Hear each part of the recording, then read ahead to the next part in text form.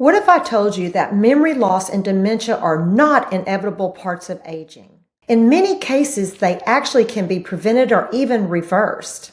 I'm Dr. Myra Reed, a functional internal medicine specialist with over 30 years of experience.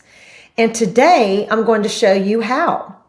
Alzheimer's disease is the most common cause of dementia right now. Over 6.9 million Americans are living with it. That number is expected to nearly double by 2050. In the United States, adults aged 65 and older with dementia, that number is approximately 10 to 14%. That's a lot. The lifetime risk of developing dementia after the age of 55 is about 42%. The personal, emotional, and financial toll is massive. The global cost in 2020 was $1.3 trillion. But here's what most people don't know. There is hope.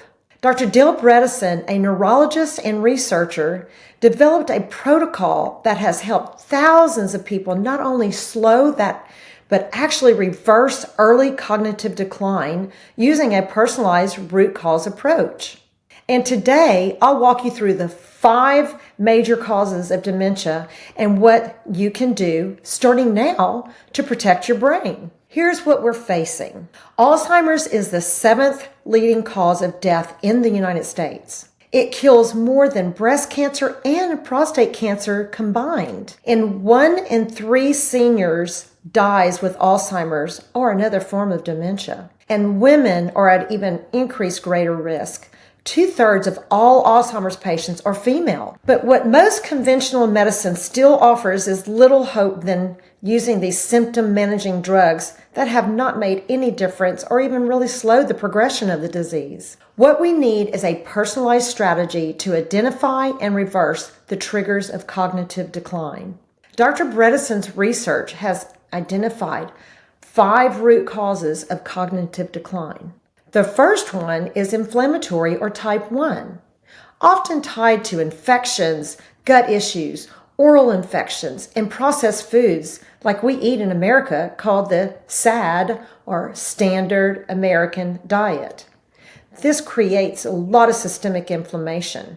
The second, type 2, is atropic, which is caused by lack of supporting nutrients like hormones of estrogen, testosterone, B12, vitamin D, to name a few. The third is called type 1.5. It's what we call a glycotoxic or insulin resistance. This is when blood sugar levels are poorly managed. It inflames and damages brain cells. The fourth type is type 3. This is where we have toxins, mold, mycotoxins, heavy metals, or environmental toxins that damage the brain. And number 5 is vascular or type 4. This is poor circulation, high blood pressure, clogged arteries, decreased flow to the brain. Each person has unique mixes of these, and we must test, not guess, to find out what's contributing to their decline. Thousands of people have benefited from the Bredesen Protocol, many of whom were told that there was nothing more that could be done. Peer-reviewed case studies have shown improved brain scans, better cognitive testing scores, and patients returning to work and their daily life with sharper memory and better function. This is real, personalized root cause medicine, and it's working. What's exciting is that we now have access to powerful new tools to detect cognitive decline early. We do in-office testing that can detect and monitor those responses. There's tests such as what we call the MoCA and CNS Vital Signs for brain performance. The MoCA, M-O-C-A, is a test just like another test called the SLUMS, S-L-U-M test. This is where we can present questions and give some memory tests on paper to see what level of memory or decline there is. And we can rate it. The CNS Vital Signs is on the computer. It's a test that's very sensitive for testing all areas of memory and recall. There are computer and phone apps like Brain HQ that help with the brain training and track brain function over time. Genetic testing like the ApoE4 to assess your risk. We know that certain people who have ApoE genetically are more prone to having dementia or cardiovascular disease. And we know that there's certain diets like doing a longer intermittent fasting and really going on a lower fat diet that can really be game changer for these people who are at risk with this genetic SNP. Labs that assess insulin resistance, toxins, inflammation, hormone levels, nutrient deficiencies. In functional medicine, we have all these advanced tests to detect and help with replacing these deficiencies or detox these toxins, heavy metals, or anything else that can damage and cause inflammation. MRI has volumetrics now that can measure the volume of different parts of the brain. We can measure the hippocampus for shrinkage. Even before your symptoms start, the hippocampus is part of the brain where memory is stored. And if there is shrinkage, then memory is possibly or more likely to be affected. We now have access to blood-based biomarkers that are revolutionizing early detection.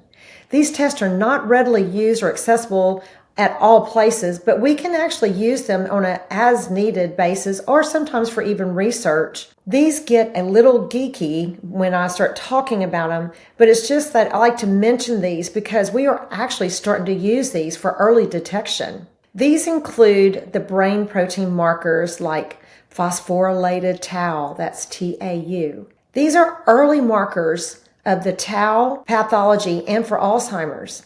The tau is the parts of the brain where protein that we want to make sure that these proteins are not getting tangled.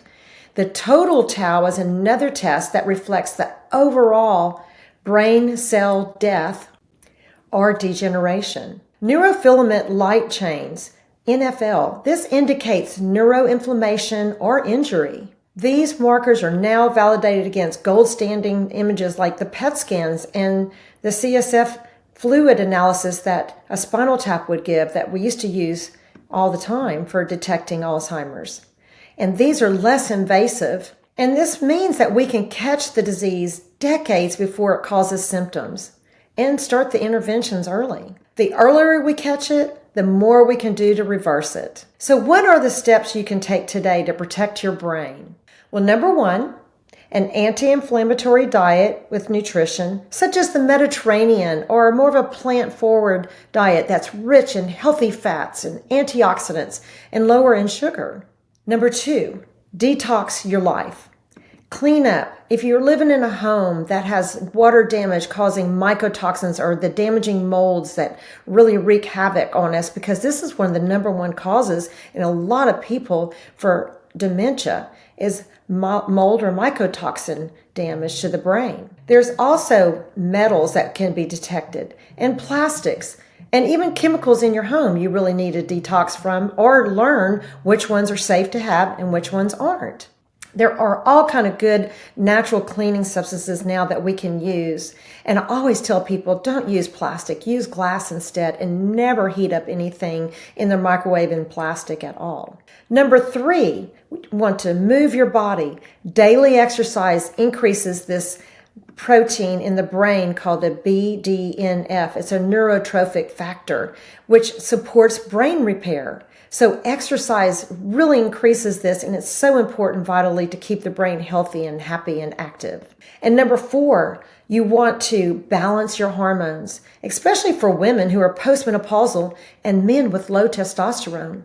This is a big nutrient for the brain and keeps the brain very working in the right direction, and it's so important to keep these balanced and using the right ones like bioidentical hormones that are safer now today. And number five, let's replace the nutrient deficiencies like vitamin D, B vitamins, and there's so many other nutrients that are so essential for our brain that we really need to measure it, or at least take this and keep them at the right optimal level. And number six, let's sleep. You want that deep and you want that REM sleep that flush out those brain toxins that have accumulated during the day. We want to get the lymphatic system really running around the brain to keep that brain clean. And number seven, keep learning. Mental stimulation stimulates growth of new neuron connections. This is so important to always be learning something new, maybe a new instrument or learning to play the piano or playing some games. Just anything that will stimulate your brain, and that is something new is always more challenging, which is good for the brain. And of course, you want to connect. We want strong social bonds that protect cognitive function. Get involved in organizations and groups and maybe volunteer or just join some pickleball groups or just some activities, a good reading book club, anything such as that. We know that functional medicine gives you the tools to assess and personalize these areas based on your root causes. If you or your loved one is worried about memory loss, don't wait. There is so much that can be done, and I'm here to help you get started. You can download my free brain health checklist below, or share this video with someone who needs to know that there is hope. Subscribe to my channel for more expert guidance on root cause healing, hormones, toxins, and longevity. I'm Dr. Myra Reed, and I believe your brain and your future are worth fighting for.